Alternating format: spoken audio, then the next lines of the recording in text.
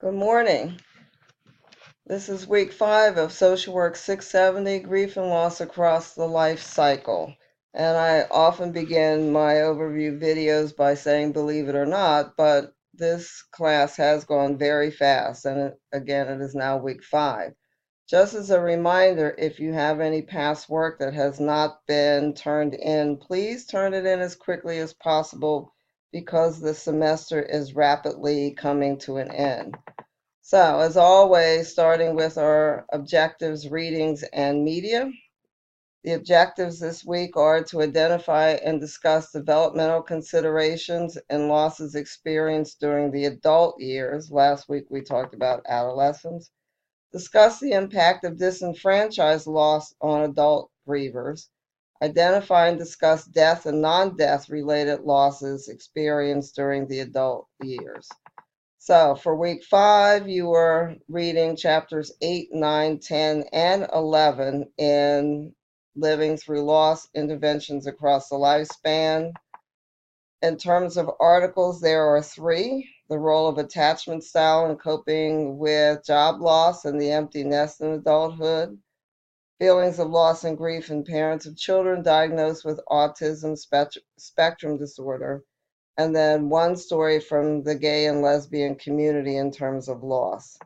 There's also one video that talks about disenfranchised grief with Dr. Ken Doka. And he talks about not only disenfranchised grief, but ambiguous grief and chronic sorrow. And specifically, he's talking about the loss and grief experience in the face of losing a spouse that one is now divorced from. Specifically, it talks about a divorce that occurred after 25 years of marriage, and then 2 years after that divorce, the spouse dies, and nobody recognizes that you need support. People do not encourage you to grieve. In fact, often they say things like, well, you finally got him or her, not realizing that after, in this case, 25 years, there is a lot of uh, feelings and a lot of emotions and a lot of loss. So that's what this video is about. In terms of activities for the week, there are 2. One is, as is often the case, a discussion. So the discussion in week 5 is on working with adult loss. And I know on the screen you can't see the whole writing, but you'll, of course, get a chance to read it when you look at the activity. But after considering the readings and your experiences, think about an adult client who experienced a non-death related loss. Discuss the impact of the client's age, developmental stage, when and how did you identify the loss, how would you characterize the primary and secondary losses, as well as your client's grief response. You can use your field agency or your place of employment, or if neither of those are experiences you've had, a personal experience. Respond to at least 2 of your classmates who have not had others respond to them. And as always, your initial post is due on Thursday and your follow-ups are due on Sunday. The second activity is written. It's a reflection worth 10% of your grade. So discuss your reaction to the account described in Vollmer's Chapter 7. Discuss an element that surprised you regarding this case. Discuss what you learned about yourself as a result of this week's readings, videos, and PowerPoints, and how you will apply this learning, and identify a component of this case that you would like to learn more about in order to better inform your clinical practice. The paper requirement is the same as the first. And if you notice, there is nothing written in the description of the rubric for this reflection paper. So it's 2 to 4 pages of content, excluding title page and reference page. 2 to 3 pages of content. It can be more, but 2 to 3 solid pages of content or what is important. So, to speak a little bit about the two areas of focus for this week, which are grief and loss in young and adulthood and grief and loss in the middle years.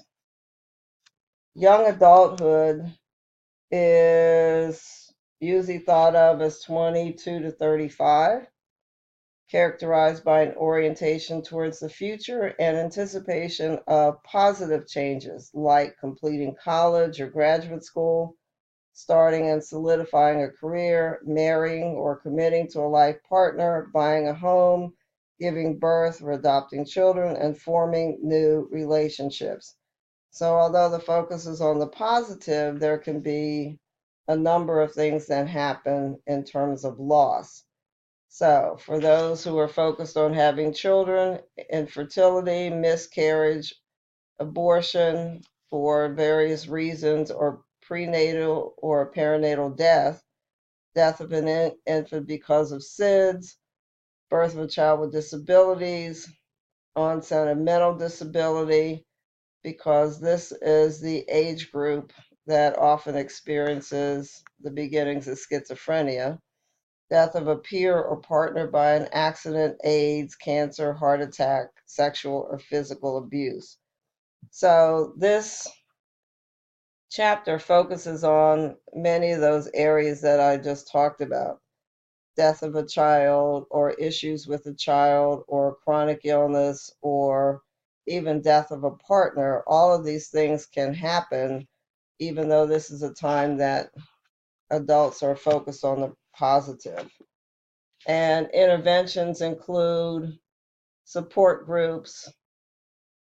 With this age group, web-based support groups would be acceptable, family interventions, and healing rituals. And healing rituals are important for anyone. I once worked with a senior center director who had 32 people die in their senior center in 1 year, and nobody had discussed the loss and the grief that not only that center director, but staff and participants in the center had experienced. So we developed a healing ritual so that people could express what they were feeling, but also have a chance to say goodbye and have those emotions validated, that it wasn't just work related, but people had become friends and developed serious friendships. And so we wanted to acknowledge all of that so that staff and participants could continue to go on. Middle adulthood, or midlife as it is often called, is commonly defined as the period between around 45, between the ages of 45 and 65. And although this age group can experience the same losses as the other age group, often now we're talking about the possibility of losing a child as an adult, losing a parent, divorce, widowhood, and those experiences. Erickson defined the primary challenge of middle adulthood as generativity, a term you'll hear a lot of. And that's the ability to transcend personal interests to provide care and concern for future generations through leadership, mentoring, creativity, and guidance. So generativity is the concept that if you have lived and gained a good deal of experience, it is now your goal to pass that on to others. And as an aside, when people are not able to do that, that also causes a good deal of grieving, that people cannot pay it forward, as is often described. So this is a time where people again lose children, lose parents, are now in the caregiving role, and could be in the caregiving role for both children and parents. So if you have a disabled child, you are now still taking care of that child and now have to take care of your parents.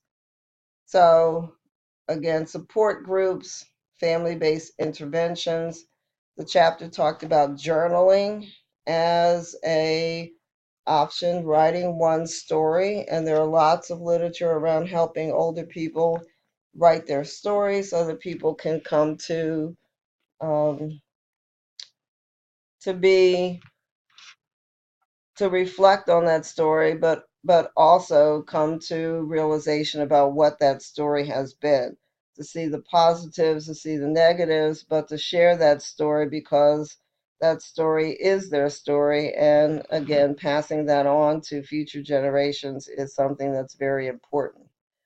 So please complete the assignments this week. I look forward to reading your discussion posts and reflection papers.